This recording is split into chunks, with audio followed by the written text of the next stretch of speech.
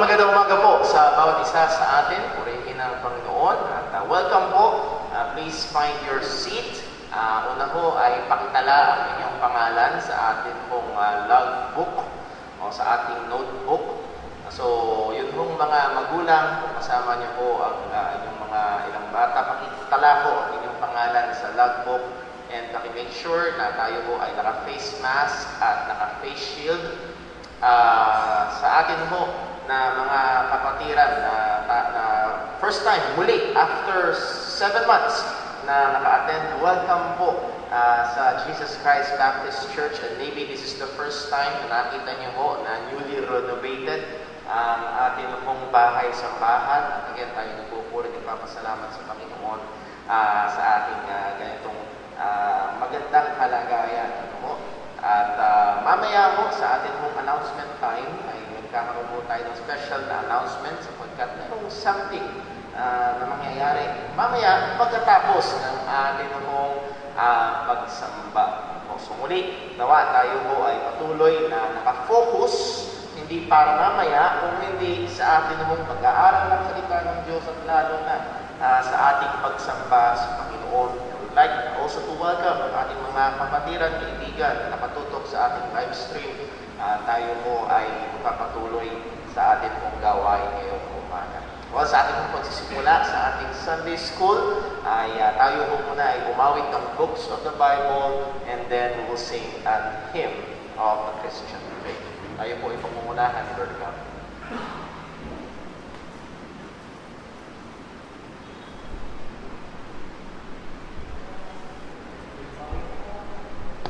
Pawitin po natin ang books of the Bible.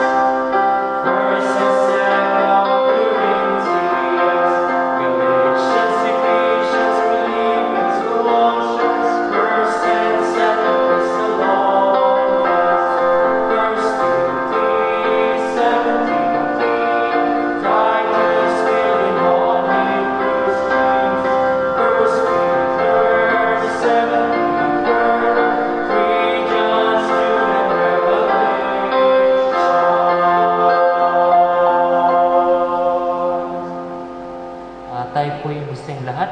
Tayo po yung mawit. Awitin po natin, Blessed be the name.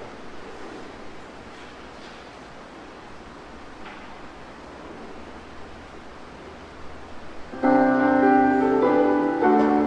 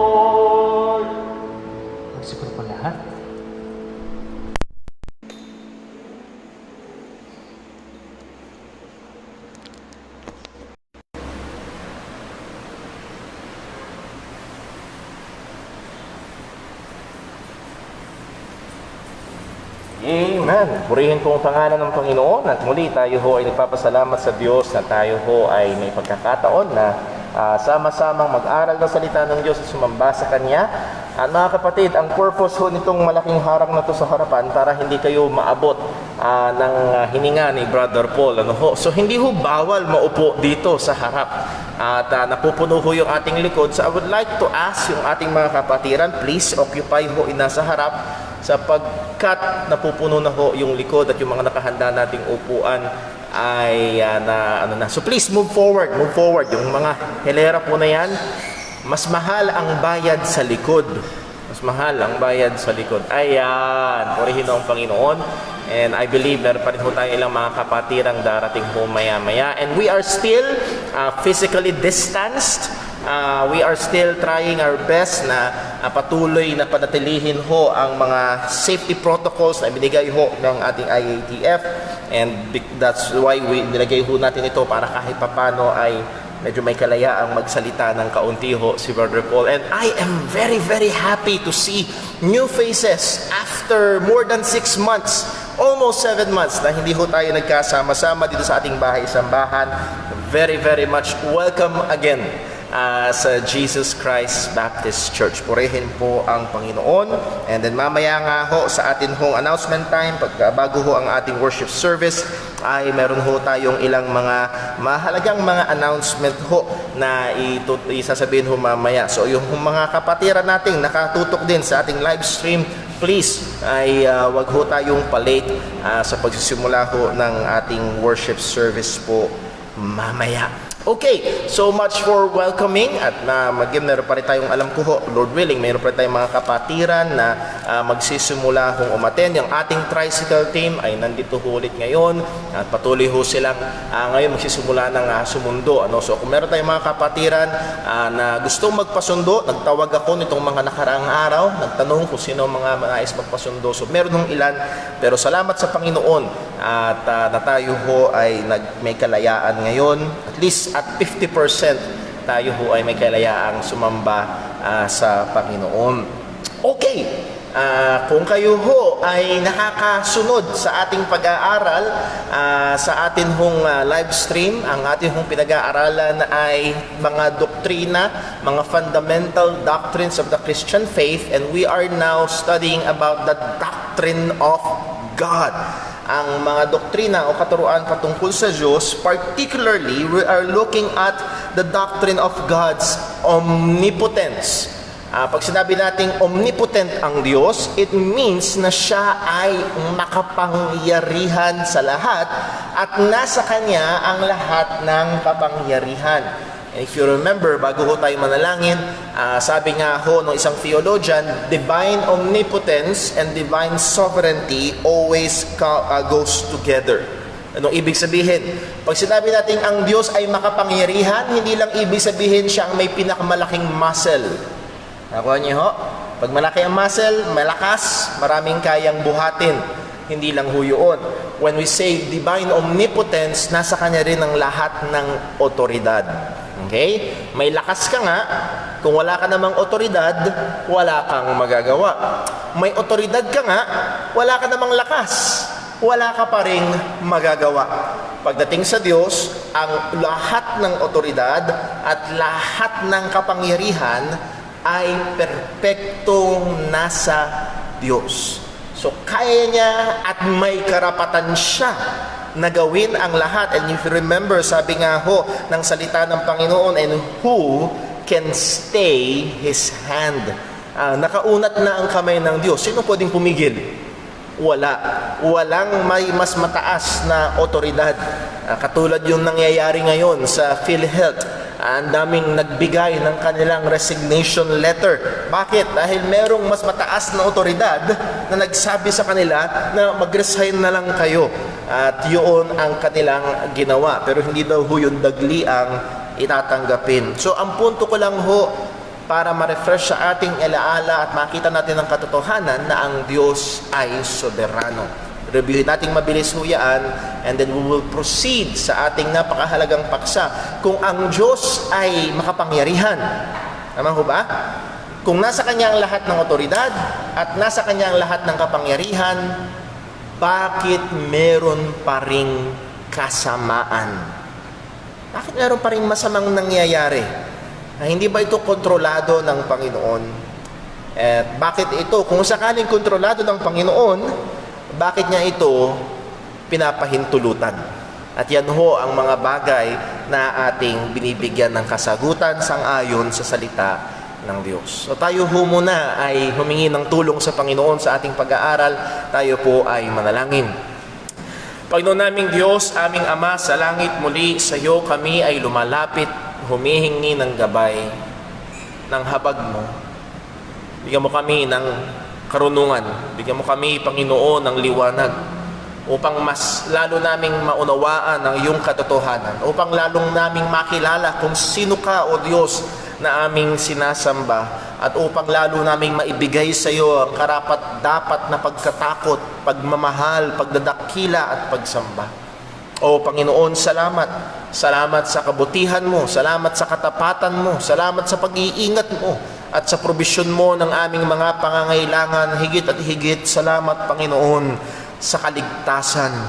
Salamat sa tagapagligtas na iyong pinagkaloob. Walang iba ang iyong bugtong na anak, ang aming Panginoong Jesus. Salamat sapagkat ikaw ang nagligtas sa amin. Ama, ikaw po ngayon ang patuloy na maluwalhati sa aming kalagitnaan. Uli, hiling namin ang karunungan mula sa iyo, hindi para magkapagyabang, kundi para lalo naming makilala ka at masamba ka. Lahat ng ito, Panginoon, ay sa iyo namin hinihiling na kayang gumawa ng higit sa aming inaakala at hinihingi. At dalangin namin ito sa pangalan ng aming Panginoong Hesukristo. Amen. Okay, balik ho tayo sa isang talata ho sa salita ng Diyos, Ephesians chapter 1. Okay?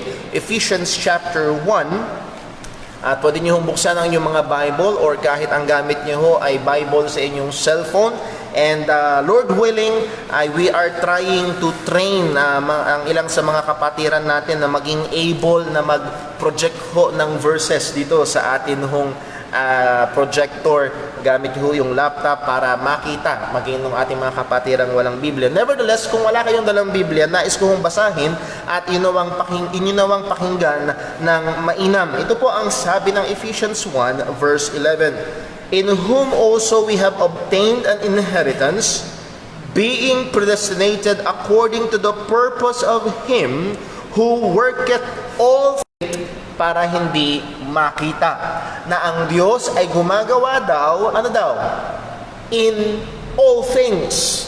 Ibig sabihin, ang otoridad at kapangyarihan ng Diyos ay saklaw niya ang lahat ng bagay. So we looked at last time, or 2 or 3 weeks ago, we looked at the omnipotence of God displayed. So hindi natin masyadong babalikan yung iba natin mga napag-aralan.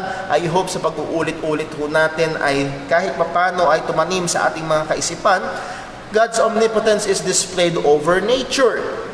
When this all things, do sa lahat ng bagay na sa ilalim ng kapangyarihan ng Diyos, kasama dito ang sinatawag nating kalikasan.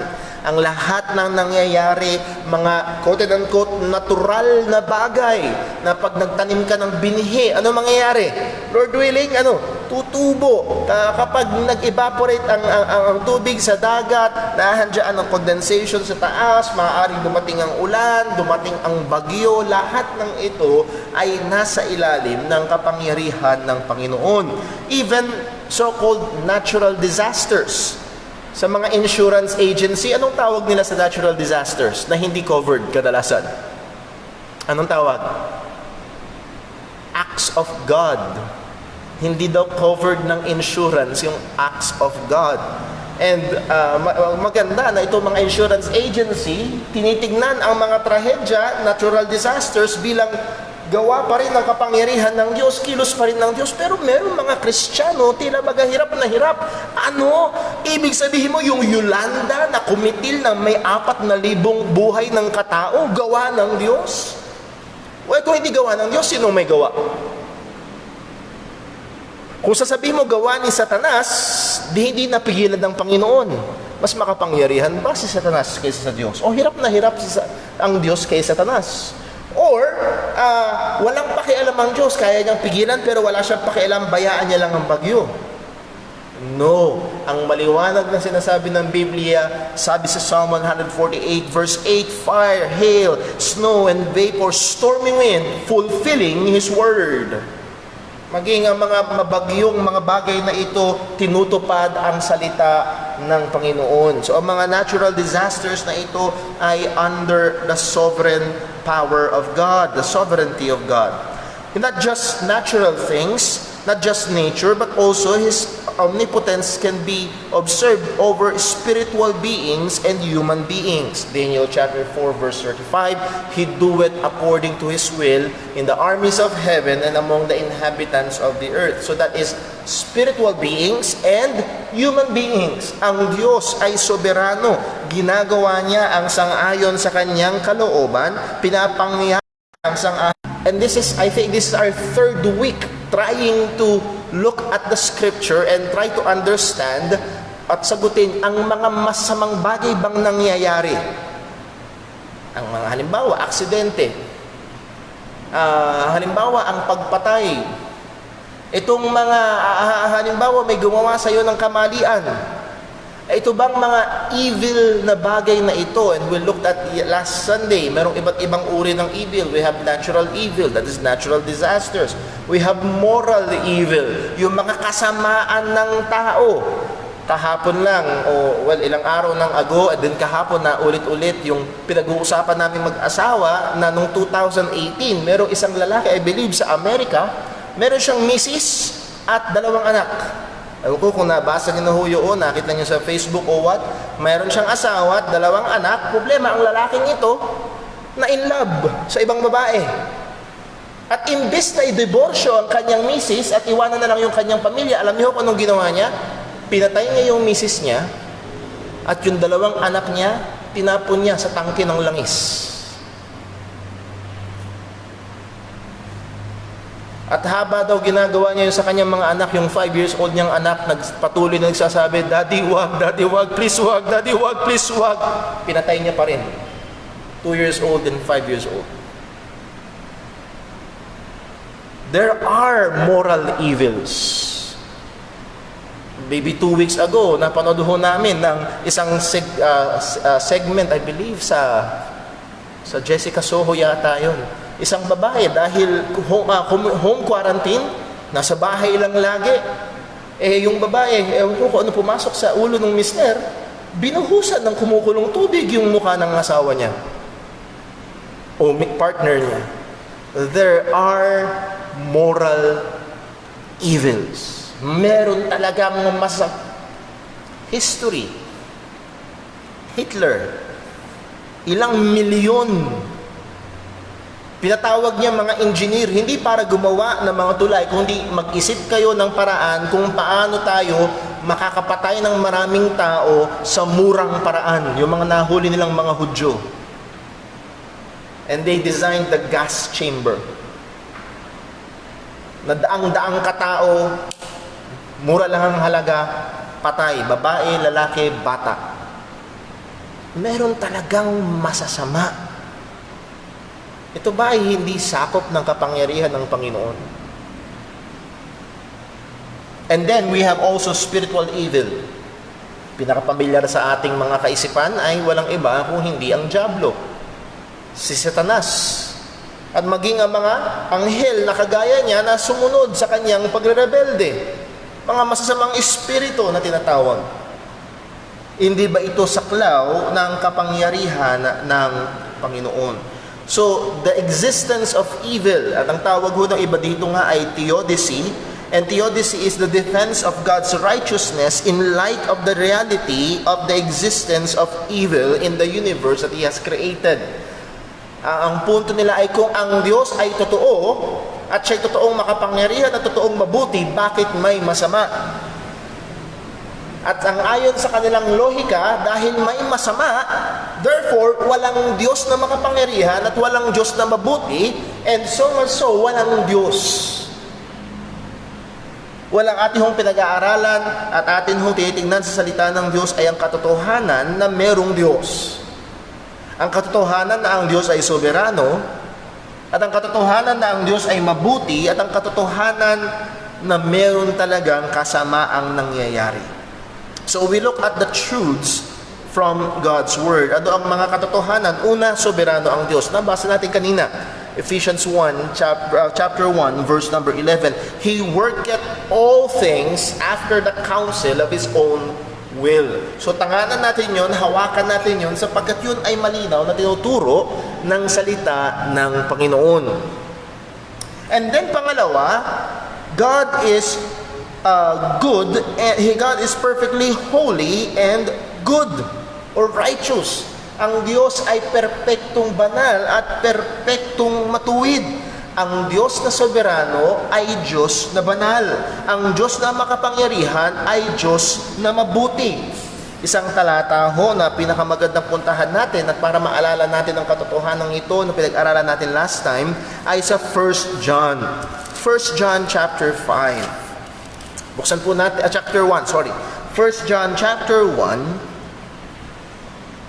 Ang sabi ho ni Juan ay sa verse 5. 1 John chapter 1 verse 5. Ano po ang sabi? This then is the message which we have heard of Him and declared unto you. Ano po? That God is light and in Him is no darkness at all. Here is the truth. Ang Diyos ay liwanag at walang anumang kadiliman sa Kanya. Okay? So, that word light and darkness ay ginagamit to convey good and evil. Okay? Holiness and wickedness. Ang kabanalan at kasamaan. At pagdating daw sa Diyos, ang Diyos ay purong liwanag. Walang anumang bahid ng kadiliman, walang anumang kasamaan, walang anumang evil sa Diyos. So narito ang dalawang katotohanan. Ang Diyos ay makapangyarihan, maliwanag sa Biblia. Ang Diyos ay banal, matuwid at mabuti. Maliwanag din yan sa Biblia. Pero maliwanag din sa Biblia na merong kasamaan. May nangyayari talagang masama. Evil exists. Kagaya nga ho, nung ating napag-aralan ng nakaraan, there's natural evil, may natural disaster, moral evil, may mga kasamaan ng tao. Balikan lang natin sandali sa Genesis chapter 5. Genesis chapter 6, verse 5. Genesis chapter 6 and verse number 5. Ito ay bago gunawin ng Diyos ang mundo sa pamamagitan ng baha nung kapanahunan ni Noe. Ang sabi, Genesis chapter 6 verse 5, and God saw that the wickedness of man was great in the earth, and that every imagination of the thoughts of his heart was only evil continually. Ang kaisipan daw ng tao ay patuloy na kasamaan. Ito ang kalagayan ng tao. Kaya totoo ang sinabi ng Biblia, walang matuwid, wala kahit isa. Actually, yung mga taong ang tingin sa sarili ay mabait, ang ibig lang nila sabihin, mas konti lang ang kasalanan nila kaysa sa iba. Tama ho ba? Ulitin natin dito sa church, sino dito ang walang kasalanan? Sino dito ang may kasalanan? Taas ang kamay. O di puro para tayo masasamang taong nandito. Yes? Meron lang mas masama, pero lahat tayo ay masama. At tingnan niyo, kung kaya lang makita ng iba, yun yung mga ginagawa. Pero kung kaya lang makita ng iba yung laman ng puso at isip, gaano karaming kasamaan ito. Nakuha niyo ho? So pagdating sa kasamaan, yes, there is natural evil, there is moral evil, may kasamaan ng tao, and there is supernatural evil, nandiyan ang kaaway na dyablo. Evil really exists. So narito ang tatlong katotohanan. At sa isip ng iba, hindi nila mapagsang-ayon. Kung ang Diyos ay makapangyarihan at ang Diyos ay mabuti, bakit may masama? Dahil kung ang Diyos ay mabuti, dapat pigilan niya at walang masama. Pero ang katotohanan ay may masama, may kasamaan, may evil. Ngayon, ano ho ang magiging paraan natin ng pagsagot sa katanungan na ito? Ang iba ay dumarating sa maling konklusyon at kailangan ho nating pagkaingatan ang pagkakaroon ng maling konklusyon. Ang kaisipan na ang Diyos ay soberano at pinapahintulutan ng Diyos na soberano at mabuti ang kasamaan ay hindi komportable sa iba. Ito lang ho kasi po pwede natin gawin. Ang Diyos ay soberano, ang Diyos ay mabuti, at sa kanyang kasoberanuhan at kabutihan, pinapahintulutan niya sa ngayon ang kasamaan. That is the only explanation, only answer na meron tayo. Bakit? Ang pwede mong gawin ay i-deny ang kasamaan, di walang masama kasi ang Diyos ay makapangyarihan. Or, i-deny mo ang pagiging makapangyarihan ng Diyos. At yun yung kinahantungan ng iba. Well, kaya may masama kasi limitado ang kapangyarihan ng Diyos, hindi niya kayang pigilan. Well, kaya may kasamaan kasi hindi alam ng Diyos kung ano yung mangyayari. Well, kaya may masama kasi binigyan ng Diyos ng free will ang tao at para bang tinali niya yung kanyang kamay sa pamamagitan ng free will ng tao at hindi pwedeng i-supersede ng Diyos ang free will ng tao. O i-bypass ng Diyos, at that's a better term, i-bypass ng Diyos ang free will ng tao. That makes man sovereign and not God. So lahat ng kaisipan na pinipilit na isagot ay pagbababa sa Diyos. Hindi ho. Panatilihin natin ang katotohanan na ang Diyos ay soberano. Ang katotohanan na ang Diyos ay mabuti. Kung ang Diyos ay soberano at mabuti, bakit may masama? At ang tanging sagot ay ito ay pinapahintulutan sa ngayon ng Panginoon. Dahil kung hindi pa hihintulutan ng Diyos, hindi ito iiral.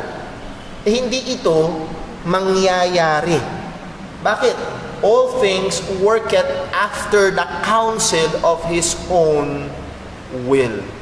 Kaya ho, nung kinain ni Eva at Adan, at ito yung isang rason kung bakit nilapastangan ng ating presidente ang pangalan ng Diyos, na tinawag niyang stupido ang Diyos na naglagay ng puno doon sa hardin.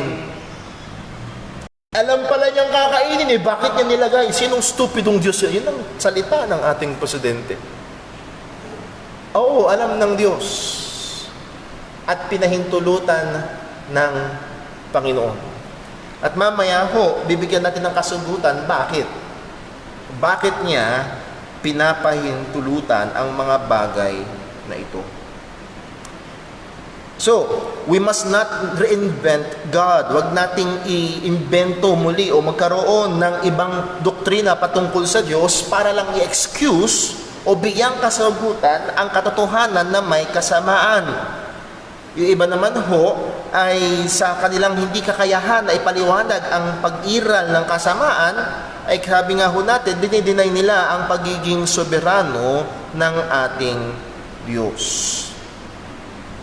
Well, again, ang Diyos ay soberano, ang Diyos ay mabuti, pero meron pa ring umiiral na kasamaan. Ano ang sagot?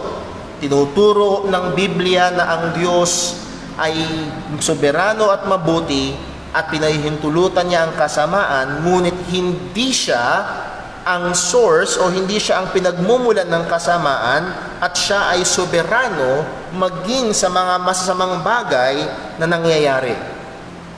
Pag sinabi ho natin pinahihintulutan ng Panginoon ang kasamaan, natural, moral, and spiritual evil, hindi ibig sabihin na siya ay natutuwa sa kasamaan.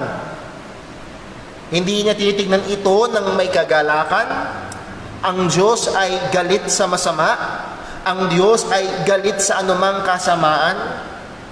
Pero hindi ito nangyayari na labas sa soberanong kamay o soberanong kapangyarihan ng ating Panginoon. Ang lahat ng ito ay nasa ilalim pa rin ng kanyang kamay. At the best siguro po din natin gawin ay tumingin tayo ng ilang mga example sa Biblia. Okay lang ho ba? Ano man ang sabihin ko para bang, lumilipad. Ang pinakamaganda, kumingin tayo ng example. At yun sa akin, nung ako'y nag-aaral, lalo na nung elementarya, pinakagusto ko kapag nagbigay na ng example yung teacher, doon ko, ganun pala. Isa sa mga example na maaaring naisip nyo na ay walang iba kung hindi si Job. Buksan natin sa Job chapter 1. Ayokong madaliin ang bagay ho na ito. Gusto kong maunawaan ho natin ito sapagkat ito ay magiging comfort at katatagan natin lalo na kapag tayo ang dumaranas ng kasamaan. Or tayo ay magiging handang sumagot sa mga tumatanong patungkol sa ating pananampalataya at kine-question ang pagiging soberano ng Panginoon. Sa Job chapter 1, ang sabi ho ng salita ng Panginoon ay ito. Verse number 9. Simulan sa verse number 9. Pinagmalaki ng Diyos si Job. Ito si Job, perfecto, matuwid, ayaw ng kasamaan. At ang sabi ni Satanas ay ito. Verse 9, Then Satan answered and the Lord and said that Job feared God for naught. Hindi ba natatakot si Job sa Diyos nang walang dahilan? Parang sa maraming tao ngayon.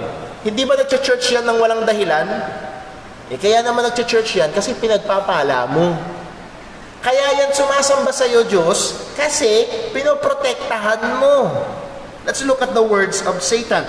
Has not thou made a hedge about him, and about his house, and about all that he hath on every side, and bless the work of his hand, and his substance is increased in the land? Hindi mo ba siya binakuran? Hindi mo ba siya pinagpala? Ito'y salita mismo ni Satanas. Binakuran mo kasi. Anong implikasyon? Wala akong magawa. Binakuran mo eh. At ang sabi ho ng salita ng Panginoon, verse 11, But put forth thine hand now, touch all that he hath, and he will curse thee to thy face. And the Lord said unto Satan, Behold, all that he hath is in thy power. Only upon himself put not forth thine hand. So Satan went forth from the presence of the Lord. Sabi ni Satan, kaya naman kasi sumasamba sa'yo, pinagpala mo, protektahan mo, sige, subukan mo, alisin mo yung protection, alisin mo yung pagpapala, susumpain ka niya ng mukaan. Anong sabi ng Diyos kay Satan? Sige. Lahat ng pagmamayari niya nasa kamay mo. Pero, huwag mong hahawakan si Job. Anong sabi ni Satan? You wish. No. Ang pwede lang niyang gawin ay yung pinahintulutan siya ng Panginoon. Kung hindi siya pinahintulutan ng Diyos, walang magagawa si Satanas kay Job. So anong gusto ko makita ho natin dito? Maging sa itinuturing nating pangunahing kalaban ng Panginoon, ang pangunahing kalaban ng mga mananampalataya, ang diablo mismo, si Satanas mismo, ay nasa ilalim ng soberanong kamay ng Diyos. And guess what? Anong mga ginamit ni Satanas? Sa verse number 15, makikita ho natin, ginamit niya ang mga Sabaeans. Sino ito? Mga grupo ng tao. Sa verse 16, apoy mula sa langit. Sa verse 17, mga Chaldeans, grupo ulit ng mga tao. Verse 19, pumatay sa mga anak ni Job, great winds. Maaaring ipo-ipo. At ito ay ano? Yes, kinilos ni Satanas. Makikita natin dito, natural evil and moral evil, the Sabaeans and the Chaldeans, they are all still dumating kay Job sang-ayon sa soberanong, listen, mahalaga ito, kapahintulutan ng Diyos. Kaya dumating yung mga Sabaeans and Chaldeans na may moral evil dahil pinahintulutan ng Diyos. Kaya dumating yung fire from heaven and great wind na natural evil dahil sa kapahintulutan ng Diyos. Kaya nakakilos ang spiritual evil, si Satan, laban kay Job dahil sa kapahintulutan ng Diyos. Ang Diyos ay soberano. Hindi ito out of control. Kung hindi ito ay kontrola. Let's listen sa sinabi ng Panginoon kay Satan. Pero si Job, huwag mong hahawakan. Kung hindi pa hintulutan ng Panginoon, isama man ni Satanas ang libo-libong anghel na nagrebelde kasama niya, hindi nila kayang hawakan si Job. Kung hindi pa hintulutan ng Panginoon. So, ang mga nangyari kay Job, na-experience niya lahat. Moral evil, natural evil, supernatural evil. Under the sovereign authority of God. Isa pang example, at madalang ho itong nabibigyang pansin, buksan natin sa Isaiah chapter 10. Isaiah chapter 10.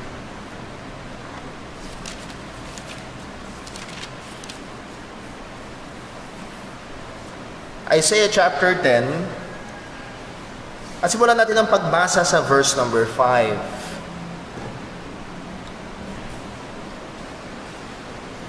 Isaiah chapter 10, verse 5. Ano po ang sabi? Ang nagsasalita ho dito ay ang Panginoon.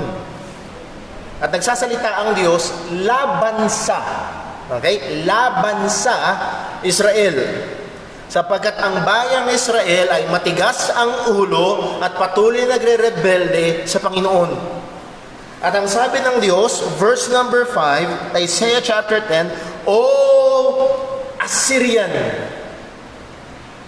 At sa mga may alam sa history, do you know of the Assyrian Empire? Ito ay grupo, bansa, imperyo ng mga taong marahas. At ang sabi ng Panginoon, O Assyrian, the rod of mine anger. Sa mga magulang, naranasan ko ho na mandisiplina ng aking ama at isa ho sa mga hinahawakan minsan ng aking ama ay sintron. If you can imagine, meron mo mga magulang na may gamit na pamalo. Tama? And you can imagine that Assyrian Empire ay nasa kamay ng Diyos at gagamitin niyang pamalo sa Israel. Sino ang soberano? Sino ang gumagamit sa buong Assyrian Empire? At ang sabi ho, O Assyrian, the rod of mine anger, the staff in their hand is mine indignation. Yung staff, yung tungkod, yung mga sibat, lahat ng sandata ng Assyrian Empire na gagamitin laban sa Israel. It is the in their hand is the staff in their hand is mine indignation. Sino ang nagdesisyon? Tuloy natin, pinangungunahan ko yung sarili ko. Verse 6. I will send them against an hypocritical nation, against the people of my wrath. Will I give him a charge to take the spoil and to take the prey and to tread them down like the mire of the streets. Ipapadala ko tong Assyrian Empire na ito at wawasakin nila itong ipokritong nasyon na ito at walang iba yun kung hindi ang Israel. Alam niyo mga kapatid, walang kayang gumapi sa Israel pag pinotektahan ng Diyos.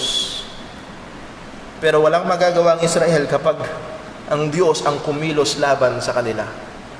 At ginamit ng Diyos, listen to the words carefully, ginamit ng Diyos ang isang imperyo. Hindi impyerno imperyo. Laban sa bansang kanyang hinirang, ngunit suwain. Ano ang sabi sa verse 7? Howbeit, he, pertaining to Assyrian, personification, kinausap na parang, tinuring na parang tao, the whole Assyrian Empire, he meaneth not so. Ang hari ng ang emperor, ang hari ng Assyrian Empire ay hindi isang lingkod ng Diyos.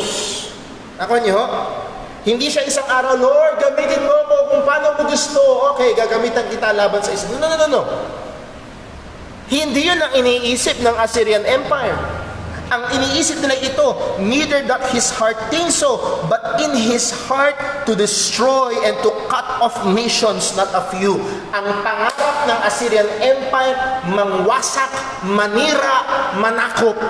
Yun ang gusto nila, moral evil. And they will be accountable. Pag tinuloy niyo yung basa, parurusahan sila ng Diyos because of their moral evil. Nevertheless, this morally evil empire is in the omnipotent hand of God. At kahit hindi nila alam, basta ang alam na nila, gagawin nila yung gusto nila. Hindi nila alam na ginagamit sila ng Diyos. So ito ho ay mga taong sumasamba sa mga Diyos-Diyosan, ang gusto ay mangwasak at pumatay at manakop, pero itong mga taong ito ay nasa ilalim pa rin ng soberanong kamay ng Diyos kahit hindi nila alam. Soberano ang Panginoon. Well, is it that true with the Nazi? Yung ginawa ni Hitler. Makikita ko natin na ang mga bagay na ito, kahit na sa isip ng tao, daang libo ang namatay. At hindi inaalis ng Diyos yung kanyang kamay. Hindi sila sabi, wala akong kinalaman dyan, hindi ako yan, sila yun. Ano? Maging sa mga bagay na ito, ang kamay ng Diyos ay makapangyarihan. Nevertheless, hindi siya ang author ng kasamaan. Nakuha niyo ho? Hindi siya ang source ng evil. Pero even evil is under the omnipotent hand of God. Isa pang example at hindi madalas din itong nabibigyang pansin ay sa Luke chapter 22. Luke chapter 22 and verse number 31. Matthew, Mark, Luke. Luke chapter 22 verse number 31. Ano po ang sabi? And the Lord said, and that is our Lord Jesus Christ, and the Lord said, Simon, Simon. Sino Simon, Simon ito? Si Peter. Simon, Simon, behold, Satan hath desired to have you, that he may sift you as wheat. I can only just imagine na as if yung parehong tagpo sa Job chapter 1 ay nangyari dito sa Luke chapter 22. Na tila baga hinihingi ni Satanas o hindi tila baga humihingi si Satanas ng permisyon. Satan desired to have you, and that word desire, demand or to ask permission. Hindi niya makakanti si Peter kung hindi siya pahihintulutan ng Panginoon. Satan had desired to have you, and he may sift you as a wheat. Verse 32, but I have prayed for thee that thy faith fail not. Ginusto, pero hindi pinahintulutan. Isa pa hong halimbawa sa 2 Corinthians chapter 12, at ilang beses na ho natin napag-aralan ng passage na ito, but I hope it is a reminder to us of a very great and comfortable truth. Maaring uncomfortable, pero isang magandang katotohanan. 2 Corinthians chapter 12 verse 7. Alala niyo ho ang sabi ni Apostol Pablo, unless I should be exalted above measure through the abundance of revelations, there was given to me a thorn in the flesh, the messenger of Satan to buffet me, lest I should be exalted above measure. Anong sinasabi ho ni Apostol Pablo? na ang Diyos sa dami ng pinapahayag sa Kanya, ang sabi ni Pablo, kaysa ako ay maging mapagmalaki, kaysa ako ay magyabang. That is in contrast sa mga super apostles na nagyayabang, at yun yung isa sa problema sa 2 Corinthians, mayroong mayayabang ng tagapagturo sa iglesia sa Corinto, at si Pablo, ang sabi niya, sa dami ng revelasyon na binibigay sa akin ng Panginoon, kaysa ako magyabang, binigyan ako ng tinik sa laman. Again, may iba't ibang idea ano itong tinik sa laman. Maaaring physical na kalagayan, physical na sakit kay Apostol Pablo, o yung iba ang tingin dito ay masamang espiritu. Yung namang iba ang sinasabi dito, ito ay false teachers. Ano man ito, hindi ito maganda. Hindi ito masarap. Hindi ito nakakatuwa. Paano ito describe ni Paul? A messenger of Satan to buffet me. So, hindi lang ito physical evil, there is an involved spiritual evil, a messenger of Satan. At hindi ito para kalitiin si Pablo, to buffet. Hindi yan to buffet me, to buffet me. Ang isip to buffet, bugbugin, pahirapan. Merong dumating na mensahero ni Satanas, tinik sa laman, at nagpapahirap sa akin. Tanong, saan to galing? Sabi nga, messenger of Satan eh. Pero ang sabi, there was given to me.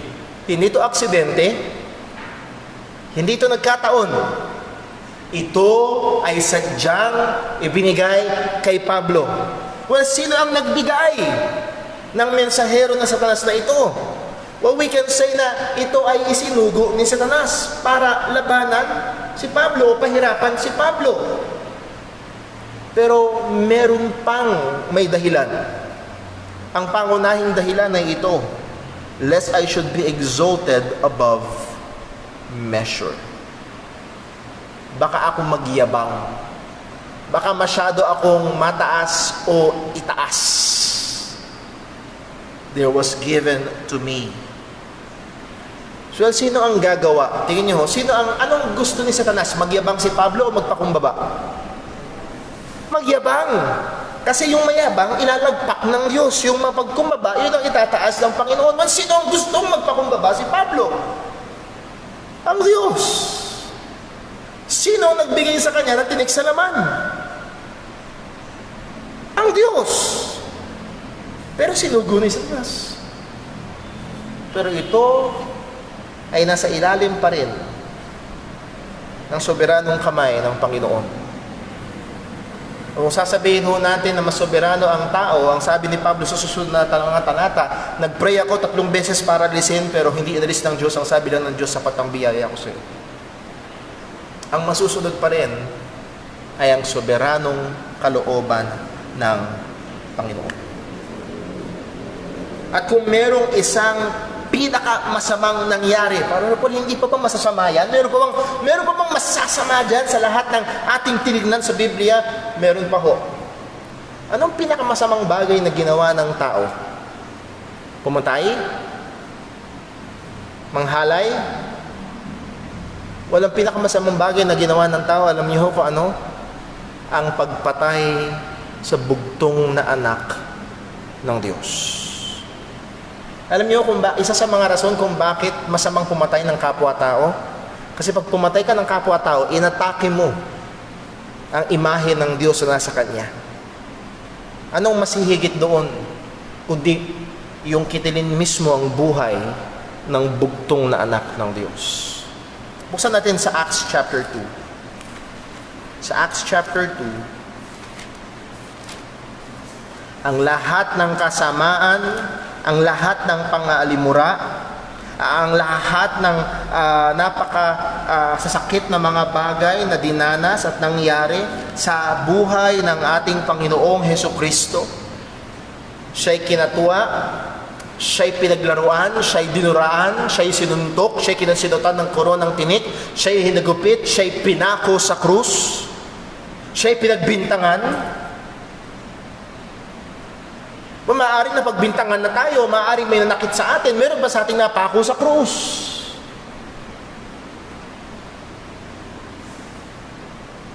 Ang sabi ho ni Apostol Pedro ay ito, Acts chapter 2, verse number 22.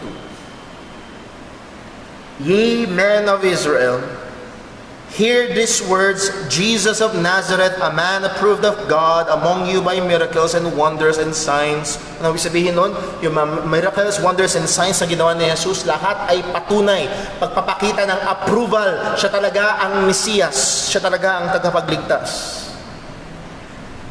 Approved of God among you by miracles, wonders, and signs, which God did by Him in the midst of you, as you yourselves also know. Verse 23, Him, Jesus, being delivered. How?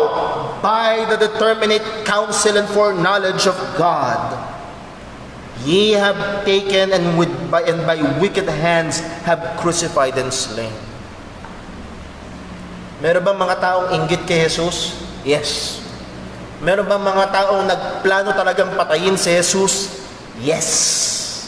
Pero lahat ng ito ay nangyari after the determinate counsel and foreknowledge of God. Yung foreknowledge niya, hindi lang tinignan niya, ayun pala ang gagawin nila. Para bang nakita niya, ay papako pala, titigis pala dugo, gamitin ko na lang yung dugo. Nag-improvise na lang si Lord. No. Ang punto ay ito, nangyari ito sang-ayon sa kanyang plano. Ang pinakamasamang ginawa ng tao, ang pagpatay sa anak ng Diyos, ay nasa ilalim pa rin ng plano. He worketh all things after the counsel of His own will. Not man's will, not Satan's will, God's will. So the point is this, ang Diyos ay soberano, ang Diyos ay perpektong mabuti at matuwid. Pero meron pa rin kasamaan. Bakit? Dahil ito sang-ayon sa mabuting kalooban ng Diyos at sang-ayon sa kanyang karunungan na walang hanggan ay kanyang pinapahintulutan. So, the presence of evil, the existence of evil does not disprove God nor the sovereignty of God, but rather it is a proof na sa pagiging soberano ng Diyos, ito'y ang kasamaan nandito sapagkat ito ay pinahihintulutan lamang ng Panginoon. O meron pa ho sana tayong isang pupuntahan, kaya lang kulang ang 5 minuto. Tapusin na ho natin, Lord willing, para ho next Sunday ay punta na tayo sa ibang paksa ho natin. The question is this, why? Bakit? Bakit pa ihintulutan ng Diyos? Ako niyo ho? Ano ang rason? Dahil yun lang ang pwede nating sagot, na hindi natin i-deny ang mga katotohanan, na hindi tayo gagawa ng ating maliit na sariling Diyos-Diyosan na limitado ang kapangyarihan. Ang tanging sagot na kung bakit merong kasamaan pa rin ay dahil ito ay pinahihintulutan ng ating Diyos na makapangyarihan. Ang tanong ay bakit? At nais kong sabihin ho sa bawat isa sa atin, huwag tayong masyasyak, hindi tayo ang bida. Hindi umiikot ang mundo para sa atin. At hindi nilikha ng Diyos ang lahat ng bagay para masaya tayo. Ang sagot ay kukunin natin hindi sa filosofiya, hindi ko ano yung makakasatisfy sa atin. Ang sagot ay kukunin pa rin natin sa sinasabi ng salita ng Panginoon. Number 1, why? Meron tayong 3 sagot sa ngayon sa Biblia. Number 1, to reveal His glorious character. To reveal His glorious character. Para ipakita ang mga maluwalhati niyang katangian. Isang example na gusto ko kunin ay yung general revelation. If you remember, we studied sa Romans chapter 1 verse 20, for the invisible things of Him from the creation of the world are clearly seen, being understood by the things that are made, even His eternal power and Godhead, so that they are without excuse. Ang kapangyarihan ng Diyos ay nakikitang hayagan sa pamamagitan ng kanyang mga nilikha.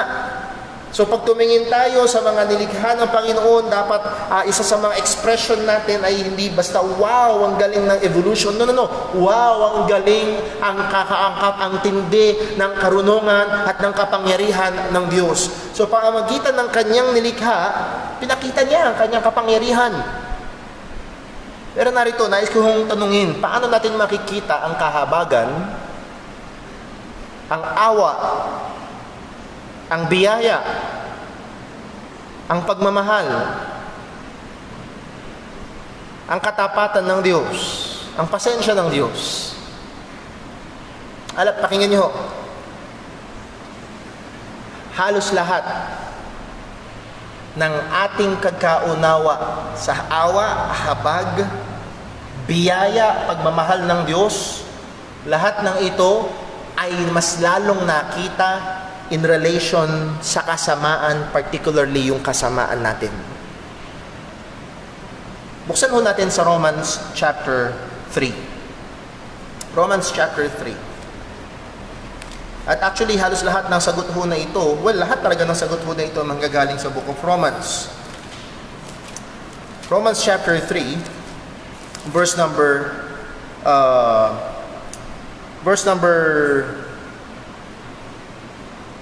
Dahil lang po. So that's verse 3.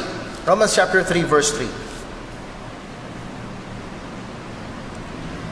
For what if some did not believe? Shall their unbelief make the faith or faithfulness of God without effect? Again, yung word na faith dyan, hindi dahil may...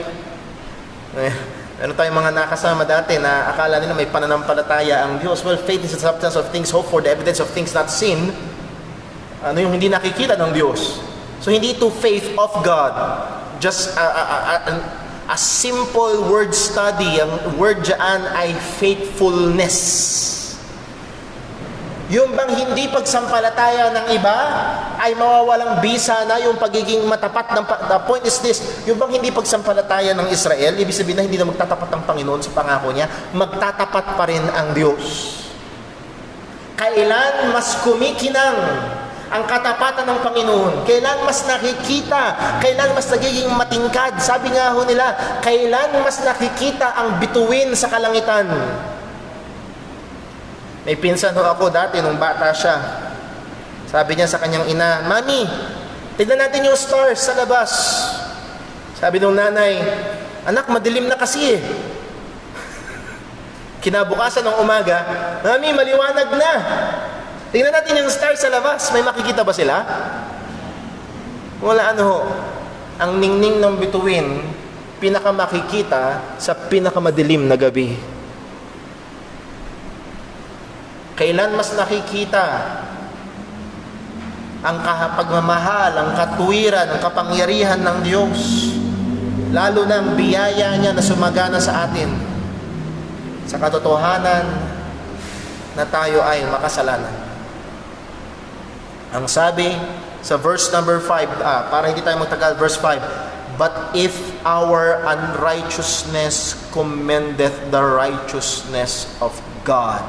That word commend means to show, to exhibit. That is the truth. The unrighteousness of man exhibits the righteousness of God. Pinapakita nito ang katuwiran ng Diyos. Tanong mo tayo sa Romans chapter 9. Romans chapter 9. Again, this may be very uncomfortable truths. Maaaring hindi komportableng katotohanan sa marami, pero ito ho ang katotohanan ng Biblia. Kaysa umimbento tayo ng Diyos na limitado ang kapangyarihan o maliit o walang magawa. Verse 21, Romans 9, hath not the potter power over the clay? Anong sagot? Sinong may kapangyarihan? Yung clay, yung palayok o yung mamamayok? Yung putik o yung mamamayok? Sino masusunod? Alam niyo yung palayok? Palayok? Sino masusunod? Yung nagpapalayok o yung putik? Siyempre yung nagpapalayok. niya kung anong hugis ang gusto niyang gawin, kung anong gamit. Pwede niyang gawing lutuan, pwede niyang gawing arinola. Pwede bang sabihin, huwag mo ko gawing arinola, ang baho nun. No. At yung iba, pwedeng gawin na napakaganda, napakakinis, lagyan ng diamante, lagyan ng pintura at ilagay sa palasyo. Yung iba, pwedeng gawin na lalagyan ng basura. Sino masusunod? Yung nagpapalayok. Hath not the potter power over the clay? That's a statement of God's sovereignty. Of the same lump, make one vessel unto honor and another to dishonor. Wala bang kapangyarihan ng Diyos para gawin yung gusto niya? Answer? Meron. Siya ang may kapangyarihan at siya ang may karapatan. Verse 22. What if God willing to what? Show His wrath. Paano kung, listen, paano kung gustong ipakita ng Diyos ang galit niya? Sino tayo para tumutol? Paano niya ipapakita? Sa Biblia, paulit-ulit, nasaan ang galit ng Diyos? Nasa?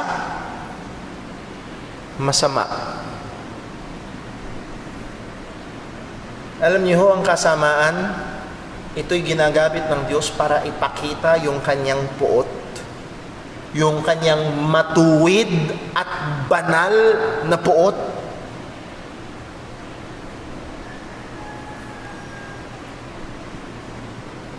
Again, ang mga bagay ho na ito nagre-reveal ng mga perpektong katangian ng ating Diyos. Not just His wrath or anger over evil or against evil. Verse 23. And that He might make known, tuloy natin, what if, verse 22, sorry. What if God, willing to show His wrath and to make His power known, yung kapangyarihan na yun is power to punish, power to judge evil. Endure with much long suffering the vessels of wrath fitted to destruction. Verse 23. And that He might make what? Known the riches of His glory on the vessels of mercy, which He had fore prepared unto glory, even us whom He had called, not of the Jews only, but also of the Gentiles. So He shows His mercy, His love, and His grace. How? In saving, listen, in saving evil men. Paano niya ipapakita yung kanyang puot? Banal na puot? In punishing and judging evil men. Evil. Paano niya ipapakita? At saan nagliliwanag yung kanyang habag, biyaya, pagmamahal? In saving evil men. Isa sa mga maliliwanag na bagay sa Biblia ay pinahintulutan ng Diyos ang mga bagay na ito. He is sovereign. Siya ang potter. He's not the source of evil, but He is sovereign.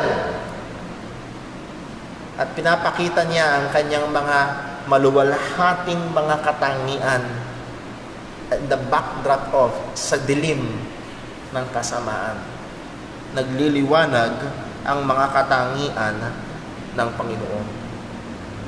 It is a display of God's glory. It is a display of God's glory. Sa Romans chapter 11, kung tatalon ho tayo doon, Romans chapter 11, wala na tayong oras, diretsuhin na natin sa verse number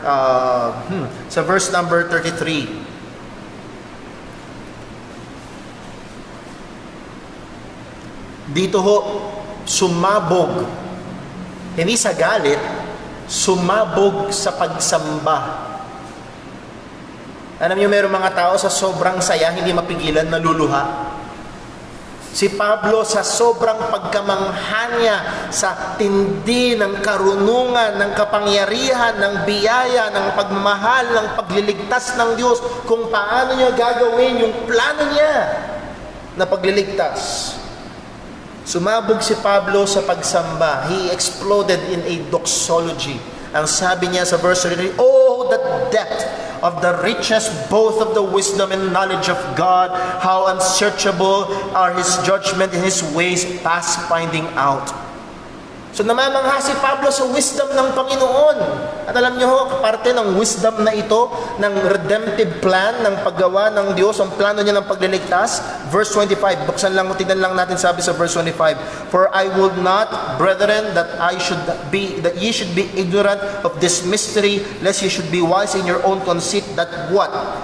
Blindness in part is happened to Israel until the fullness of the Gentiles be come in." Alam niyo, may kaibigan yung misis ko nagtatrabaho sa Israel. Napakatitigas daw ng puso ng mga Hudyo, lalo na patungkol sa Ebanghelyo ni Kristo. May naliligtas pa rin sa Hudyo. Kagaya pag tuloy niyo yung basa sa Romans 9, 10, 11, sabi nga ni Pablo, ako'y Hudyo, ako'y ligtas. Hindi pa tinakwil ng Diyos lahat ng mga Hudyo. Pero blindness in part. Ano ba ito? Isang kabulagan na hindi kaya ng kapangyarihan ng Diyos? O kabulagan na dumating sa ilalim pa rin ng soberanong kapangyarihan ng Panginoon? And this is still part nung sinasabi ni Pablo sa verse 33, the wisdom and the knowledge of God. Tuloy natin ang basa sa verse 34, Romans 11. "For who hath known the mind of the Lord, and who hath been His counselor? Or who hath first given to Him, and shall not be recompensed unto Him again? For of Him, through Him, and to Him are all things." Anong dulo? "To whom be glory forever. Amen." Pinahintulutan niya ang kasamaan. Oo, pinahintulutan niya ang hindi pagsampalataya maging ng bansang Israel. In general, but not all.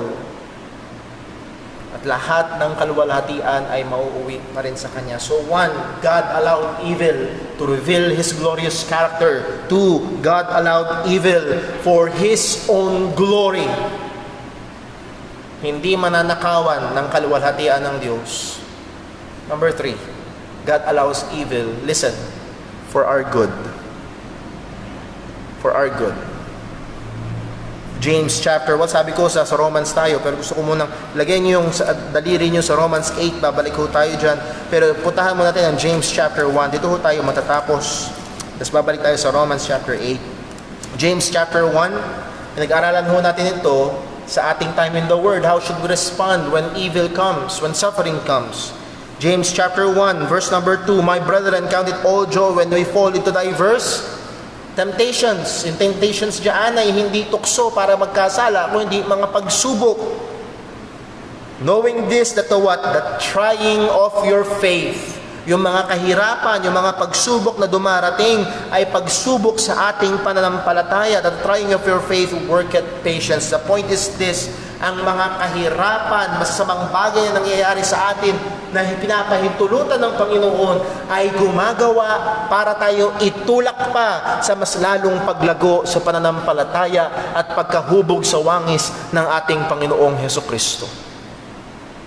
And in the words of Romans chapter 8 verse 28, and we know this verse, "And we know that all things, even bad things, even natural evil," kasama dyan yung mga karamdaman.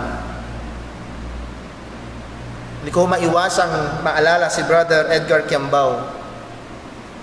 Naalala ko, nagpatotoo siya dito mismo sa bahagi na ito ng ating church. Ang sabi niya, kung ang cancer na ito maglalapit sa akin sa Diyos, salamat sa Diyos sa cancer na ito. Siya ang una kong taong naringgan na nagpasalamat sa Diyos dahil nagka-cancer siya. Dahil kung hindi siya nagka-cancer, mananatili siyang isang taong hindi naniniwala sa Diyos.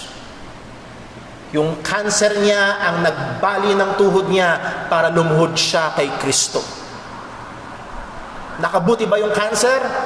Yes, namatay siya, pero nilapit siya sa Diyos at siya'y nasa piling ngayon ni Kristo.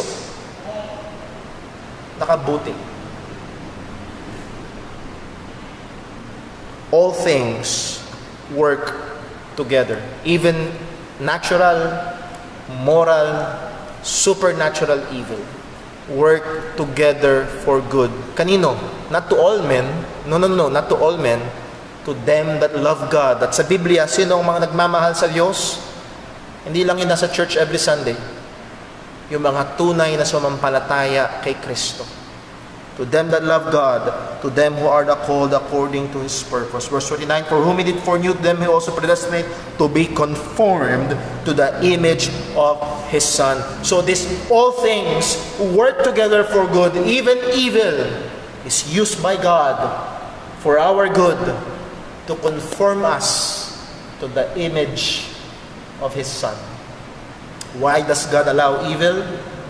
To display His glorious character, for His own glory, and for our ultimate good. Ito yung mga sagot na makakita natin sa Biblia. Ang Diyos ay soberano, ang Diyos ay mabuti, at sa Kanyang pagiging soberano at mabuti, pinahihintulutan niya ang kasamaan. Ang ginagamit niya ang kasamaan para mahayag ang kanyang maluwalhating katangian, para maglalo magbigay ng kaluwalhatian sa kanyang pangalan at sa ikabubuti ng mga nagmamahal sa kanya. Beyond that, we cannot go further. It's either we'll risk na mag-imbento ng ating sariling Diyos-Diyosan para masatisfy ang ating mga lohika at maging yung ating emosyon. Pero ang pinapakita sa atin ng Biblia ay hindi isang Diyos na limitado ang kapangyarihan at walang magawa sa kasamaan, kundi isang Diyos na makapangyarihan, at kahit may dumarating na masama sa ating mga buhay at nangyayari sa ating paligid, siya'y soberano pa rin at ito'y kanyang kontrolado at ginagamit niya para sa kanyang kaluwalhatian and ultimately sa ikabubuti ng kanyang mga anak. Ito ang Diyos ng Biblia. Ito ang Diyos na soberano. Hindi siya hirap sa masama, kundi siya ay soberano maging sa masama. At ito nawa ay lalo at lalo magtulak sa atin na magkaroon ng takot sa Kanya, na magsamba sa Kanya, na magtiwala sa Kanya. At ito ang maging pahingahan natin, sandalan natin ang katotohanan ng Diyos na soberano kung tayo man ay dumadanas ng masasamang bagay sa ating buhay. Hindi ito labas sa kapangyarihan ng Panginoon. Ito ay ginagamit ng Diyos. Let's pray. Panginoon naming Diyos, aming Ama sa langit, salamat po. Salamat sa katotohanan na Ikaw ay Diyos na banal, Diyos na matuwid at mabuti. At salamat din sa katotohanan na Ikaw ay Diyos na soberano at may hawak ng lahat ng bagay. At Panginoon, tunay man nakikita namin sa paligid na dito ang kasaganaan ng kasamaan. Maraming pangit, maraming masakit, maraming mga bagay na nangyayari na hindi ka nais-nais. Nevertheless, Panginoon, nakita namin sa iyong salita na maging sa mga bagay na ito, Ikaw ay Diyos na soberano. At Ikaw ay kumikilos sa kaparaanan na maaaring hindi namin kayang ipaliwanag. Ngunit dito, lalo mong naipapakita ang iyong mga maluwalhating katangian at napupunta ang kaluwalhatian sa iyong pangalan. At ito ay ginaganap mo at pinahihintulutan mo sa ikabubuti ng iyong mga mananampalataya. Panginoon, wala kaming ibang pwedeng gawin kundi kagaya ni Pablo. Sambahin ka, kilalanin, aminin ang katotohanan ng lahat ng bagay ay galing sa iyo sa pamamagitan mo at para sa iyo, at sa iyo lamang ang kaluwalhatian magpakailanman. Tulungan mo kami, O Diyos, na patuloy na tumindig sa katotohanan ng iyong salita. Hindi man maganda ang karanasan, pero nanatiling totoo ang iyong mga salita. Nanatiling totoo na Ikaw ay soberano, ay Ikaw ay Diyos na mabuti, at Diyos na nagmahal sa amin, nagbigay ng iyong bugtong na anak upang kami ay maligtas. Salamat po, O Diyos. Ikaw pong patuloy na mangusap, Ikaw pong patuloy na kumilos sa amin, maging sa amin pong gawain ng pagsamba, ihanda mo po kami. Dalangin namin itong lahat sa pangalan ng aming Panginoong Hesukristo. Amen. Well, tayo ho ay magkakaroon ng 15-minute break alas 10 ay magsisimula ho ang ating gawain ng pagsamba at nawa tayo ay bumalik maging sa atin ho mga kapatiran nakatutok sa ating live stream 10 a.m. po. Simula ho ang ating live stream ng worship service. God bless po. Break time po tayo.